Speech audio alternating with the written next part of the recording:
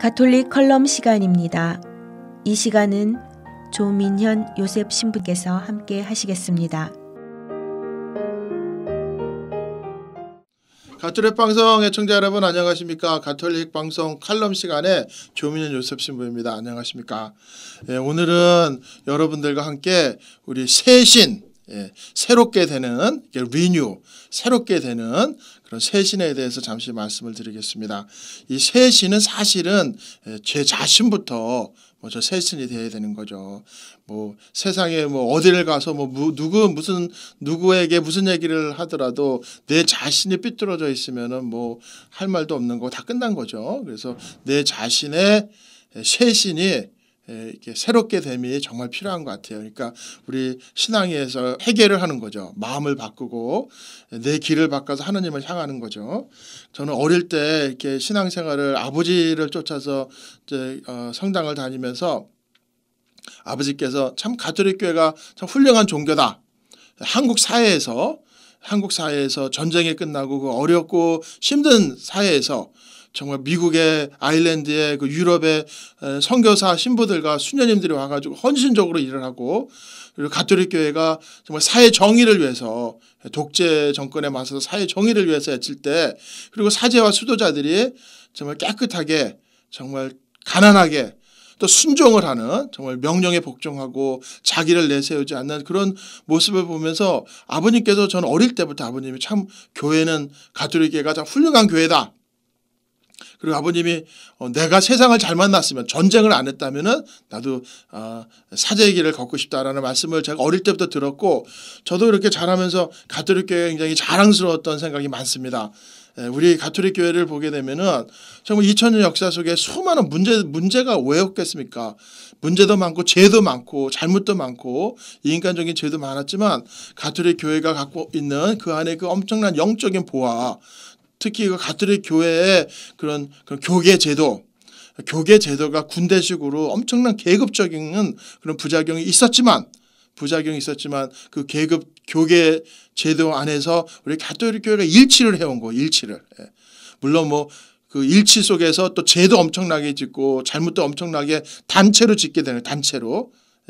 그냥 구조적인 그 잘못과 구조적인 악과 구조적인 죄가 있지만, 그래도 그 가톨릭 교회에 대해서 굉장히 자랑스럽게 생각하고 기쁘게 생각을 해왔는데, 어느새 제가 이제 중년 사제가 됐어요. 어느새 내가 중년 사제가 됐고, 이제는 내가 주인의식을 갖고 책임을 갖고 이런 엄청난 그런 혼란과 그 아픔 속에서 방향을 찾아야 되는 것이 아닌가 하는 생각에서 오늘 여러분과 함께 나누는 이야기는 새신입니다. 새신. 그런데 이 새신의 이야기를 하기 전에 우리 교황님께서 그 복음의 기쁨이라는 그 해책을 내시면서 정말 그 교회 목자들은 양떼의 냄새가 나야 된다. 양떼의 냄새가 나야 된다. 그러니까 신자들과 함께 세상 속에서 같이 아파하고 슬퍼하고 기뻐하고 함께 뒹굴러서 정말 신자들과 함께하는, 양을 치는 사람은 양떼의 냄새가 나야 된다라는 그런. 그 다음에 교회는 정말 잘 꾸며진 교회, 몇백만 불씩 그냥 금으로 쳐다 발라버린 교회가 아니라 오히려 신자들과 함께 세상에서 아파하고 넘어지고 상처받아가지고 오히려 상처받고 때가 묻은 교회가 더 낫다. 라는 교황님께서 하신 말씀, 그 복음의 기쁨에서 하신 말씀을 좀 여러분과 함께 나누고 싶습니다. 복음의 기쁨의 그 16항에 보게 되면은 물이 고이면 썩죠. 물이 고이면 썩습니다. 물이 흘러야 되는 거예요. 흘러야. 근데 샘 솟는 물은 썩지가 않아요. 새로 올라오는 물이 있어야지 물이 언제나 맑게 됩니다. 근데 우리 인간의 본성도 자꾸만 고이게 되는 거예요. 물이 고이듯이 내가 제일 잘한다는 겁니다. 내가 제일 잘한다는 거예요. 나밖에 없다는 겁니다. 나만 생각하고 남을 생각하지 않게 되고, 내가 제일 중요한 것처럼 보이고 내가 제일 잘하는 것처럼 보게 됩니다. 자신이 가장 잘하고 자신이 없으면은 어떤 일도 안 되고, 누군가 하다 못한 일마저 꼭 내가 해야 된다는 거예요. 내가. 누구한테 이렇게 양보를 하다든지 누구를 하게끔 힘을 준다든지 힘을 실어준다든지 이게 아니라 집착이 생기고 욕심이 생겨가지고 모든 일을 다 자신이 하려고 하게 되는 겁니다. 예. 그런 이런 인간적인 그런 욕심과 집착과 아집이 이제 본당 신부를 이렇게 제가 살아가면서 이 교회 구조 안에서도 그것이 구조화가 되는 것이 아닌가 하는 생각을 해봅니다. 그러니까 지나치게 중앙 집권이 돼버리는 거예요. 예. 모든 게 다 그 본당 신부에게 다 집중이 돼버리는 겁니다. 예. 그런데 이게 왜 이렇게 됐는가를 볼 때 지나친 중앙 집권. 예. 그러니까 이게 우리 교황님께서 항상 말씀하신 성직주의죠. 성직주의. 성직자에게 모든 권한이 집중되는 그런 중앙 집권이 우리 교회 전통이었어요.